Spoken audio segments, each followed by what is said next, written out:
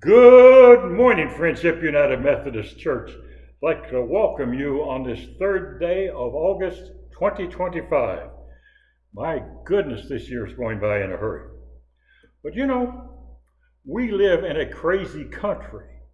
We really do. And the summer's going by fast, but and it is going by crazy fast, but we also live in a crazy country. The Associated Press ran a story several years ago about a woman who tried to hold up a bank. Her weapon? A device that she said controlled a bomb in her car that was parked outside. Brandishing her innovative weapon, the woman demanded money from the three tellers in Bowling Green, Ohio. My goodness. And suddenly the tellers realized that the device that she was waving was not a remote control for a bomb at all. It was only a garage door opener. I think their first clue was when they saw Sears on the end of the garage door opener, said Police Chief Galen Ash. And after the tellers realized what her weapon was, they forced her to the floor and sat on her until the police arrived. The woman was charged with unarmed bank robbery. People do crazy things where money is concerned. Jesus told about such a person. Jesus didn't call him crazy, but he did call him foolish. And most of us know that Jesus' parable almost by heart. We know that. The ground of a certain rich man produced a good crop, said Jesus. Is there anything wrong with that? No, not so far. As far as we know, the man came by his wealth honestly. He didn't cheat. He didn't lie. He didn't steal. Jesus didn't say that he was a bad man, only that he was foolish. Friends, there is nothing wrong with having money. 1 Timothy 6:10 warns against the love of money, and many people read that verse wrong. It is not the money, but the love of money which is condemned. There is nothing wrong with having money. In fact, the first foolish thing you can do with money is to deny its importance. There are some things that only money can buy. Maybe braces for your children's teeth, or a good education, that's expensive. A dependable car to drive to work. Decent clothes to wear to church. Well, it was probably back then it was more than it is now, but today you come relaxed in church. And that's okay. You're in church. And I thank you and I praise God that you're here. Yeah. But a pair of jeans with holes in them, like we used to patch, costs more than a pair of jeans, with no holes in them today. Goodness. A volunteer fire department in Arkansas drew criticism recently for letting a house burn down. It seems the owner had not paid a $20 annual fee for a firefighting device. Because of the firefighters' inaction, 2 adjacent furniture shops were also destroyed. A resident behind the shops did pay the fee while the fire was burning, and his house was spared. Now, they must have computers on board the fire equipment that lets them know if persons in the area have fire insurance. I have no idea. Anyway, his house was spared. Chief Rennie Courtney told reporters, once your house is on fire, you can't join. You can't buy the insurance if it's on fire. But if you're a neighbor to a person whose house is on fire, you can join. When the house burned down, firefighters stood by to see that the blaze didn't spread to the homes of the people who had paid the $20 fee. Now, you may or may not agree with the actions of that fire department. I don't agree with it.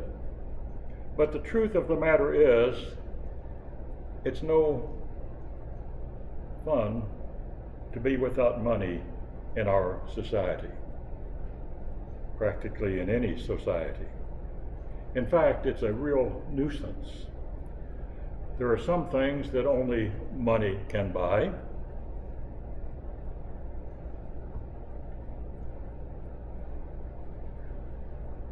The man in Jesus' parable was rich, and there's nothing wrong with that. A lot of us wish we had his problems. Some of us are having difficulty getting by. As someone has said, people call it take-home pay because there's no other place you can afford to go with it. And some of us have or can and are or have in the past can relate to that. It's tough nowadays, friends. And according to some experts, it's going to get a lot tougher. There's nothing wrong with wishing we had more money. In fact, some of us need to give more attention to our finances. You know that 85 out of 100 Americans have less than $250 in savings when they reach the age of 65. Did you know that in the event of loss of income or unexpected medical expenses, the average American family is 3 to 6 weeks away from bankruptcy? The man in Jesus' parable was not foolish because he had money. Money is important in our world. The rich man was foolish for not having money, but for what he did with that money. And this brings us to the second foolish thing you can do with your money, and that is to keep it to yourself. The rich man thought to himself, "What shall I do? I have no place to store my crops. So this is what I'll do. I will tear down my barns and build bigger ones.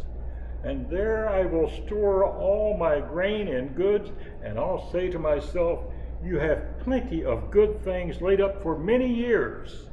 Take life easy, eat, drink, and be merry." And that sounds pretty good to most of us, doesn't it? The rich man decided to live the good life.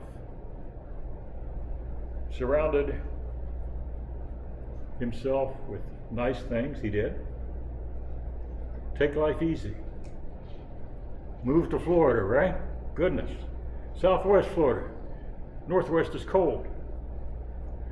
Doris Lepresky taught a second grade parochial school class. And one day, as part of a religion class, she asked the children to draw a picture of showing what they would do if they could spend the day with Jesus. The pupils attacked the project eagerly.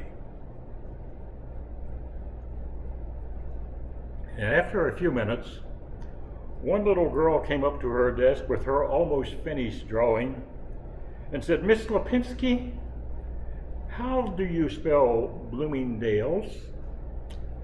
Evidently, she was going to take Jesus to her favorite department store. The rich man made the same mistake that many of us will make. He assumed that all he needed for a contented life were a lot of nice things. Wrong. Nobody ever found genuine happiness in mere things. Happiness comes from what? Anyone? That's right, James. Relationships. Relationships.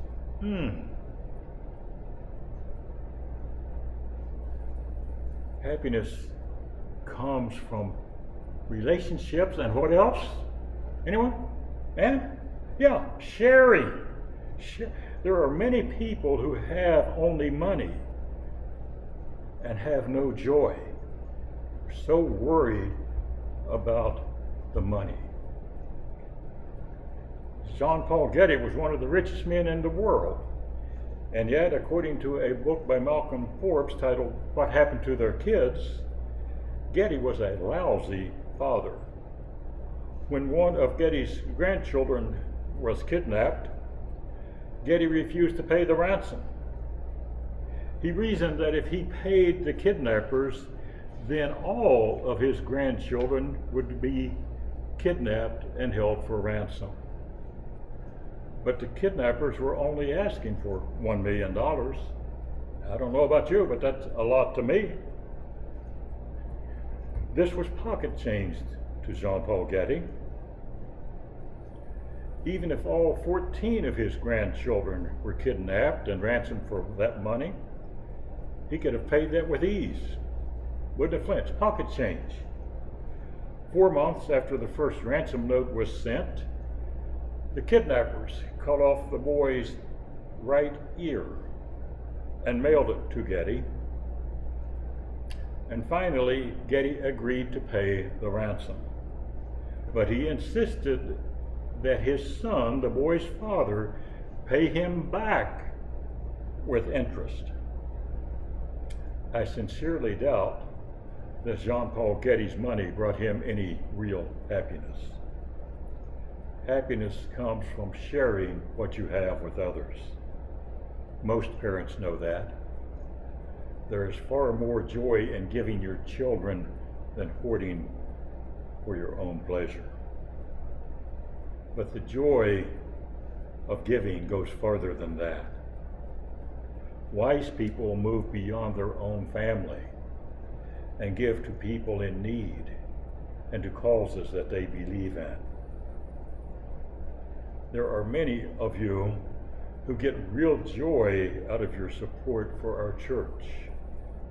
I want you to know that your support is very appreciated. Your support is needed for this church that's not even 100 years old. I believe it's 64, 65 years. Someone had dreams that this church would go on like churches of old, 100, 150, 175 years. Served one church, we had their 175th anniversary, and in 2000, I think they're having their 200th anniversary.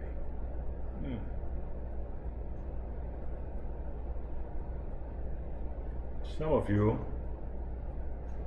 really, honestly, would cut back on some of your personal expenses before you would cut back on your giving to your church. Not because someone is holding a gun to your head, because you get real satisfaction out of taking part in God's work. And some others in all churches have that lesson to learn. Did you hear about a couple here in Florida who had been married 21 years who were getting a divorce? The terms of the settlement called for the woman to be able to maintain a reasonable lifestyle. And since the couple listed their assets at over $100 million, here's what the judge decided. She could fly to New York once a month to get her hair fixed.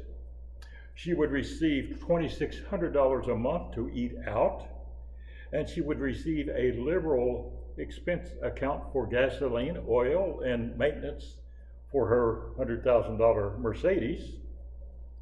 And in addition, she was to receive each month $10,466 for vacations, $6,452 for clothing, $1,592 for groceries each month, and she had all this to eat out on too. $1,440 for local beauty parlors, $1,407 for miscellaneous, $171 for pet care, and $20 for church and charities. Is there something wrong with this picture? I think so. $100 million, and she's giving $20 a month to church that she attends and to charities. I believe Jesus would say, "You fool." Wealth is for sharing.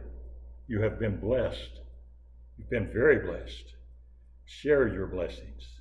Sure, there is satisfaction in the little luxuries of life, but not as much as being involved in something great and lasting. The first foolish thing you can do with money is to deny its value. The second foolish thing you can do with money is to hoard it to yourself. And of course, the most foolish thing you can do with money is to allow it to become your God. On Black Monday, October the 19th, 1987, the Dow Jones average plunged 508 points. As it plunged, the Pacific Stock Exchange requested that a suicide watch be placed on the Golden Gate Bridge in San Francisco. During the same week in Miami, a longtime speculator who lost large sums in the market walked into the local Merrill Lynch brokerage office and requested to see the broker and the office manager. He opened his briefcase, took out a handgun, and shot and killed the two men and himself. A friend commented, his entire life was devoted to the market, and it collapsed around him. So it is with those who make money their God. Henry Ford once asked an associate about his life goals, and the man replied that his goal was to make $1 million. A few days later, Ford gave the man a pair of glasses made out of 2 silver dollars. Told the man to put them on and asked what he could see. "Nothing," the man said. "The dollars are in the way." Ford told him that he wanted to teach him a lesson. If his only goal was dollars, he would miss a host of greater opportunities. He should invest himself in saving others, not simply in making money. Wise words from Henry Ford. That's a great secret of life for us. And it's something that far few people discover. Money is important, there's no question about that. But money is only means by which we can reach higher goals. Service to others, obedience to God. God comes to the rich man and says, "You fool, this very night your life will be demanded from you. Then who will get what you have prepared for yourself?" And the answer was clear. The rich man had put his trust in things. Now he was leaving these things behind. Charles Spurgeon, great preacher of yesteryear, once compared it to a man who traveled to a certain primitive land with the intent of becoming very, very, very rich. And he did. In the currency of his new homeland, he accumulated a large store of shells and beads, which is what the natives there use for money. Everyone admired his financial acumen. And when he came home to England, though, he discovered that he was a beggar, even though he had an entire shipload of what had been wealth in his adopted land. The shells and beads were of no use to him back in the world that honored a different currency. So, says Spurgeon, so it will be for those who have laid up for themselves the currency of this world, but are not rich towards God. 3 foolish things you can do with money: deny its importance, hoard it to yourself, make it your God. Early in this century, a man gave $100,000 to build a college in Liberia. By 1940s, the college had grown. Thousands of young Africans had been educated there. And on the anniversary of the building's founding, the administration decided it was time to say thank you to its benefactor. It took months to track him down. You see, the man had lost everything in the market crash of 1929 and was living in a little house on the south side of Chicago. Twice he refused to see the representatives from the college, but he finally agreed to receive them. At their insistence, he was flown to Africa to attend the celebration.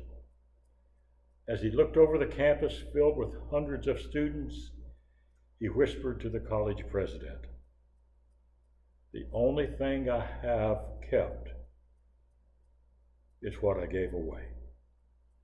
The only thing I have kept is what I gave away." Wise man. Only what we give away is ours forever. God bless. Go forth and enjoy the sunlight of Southwest Florida. If you're listening and you want to continue, and not only want to continue, if you like the messages that I deliver every week, if God so leads, and pray about it. We're a small church and we struggle with finances. But if you would like to make a check, make it out to Friendship United Methodist Church and send it to my mailing address, Reverend Robert Schoolcraft, 26570 Copiapo, Copiapo Circle, Punta Gorda, Florida, 33983. Make it to Friendship United Methodist Church, not to me. So thank you and God bless.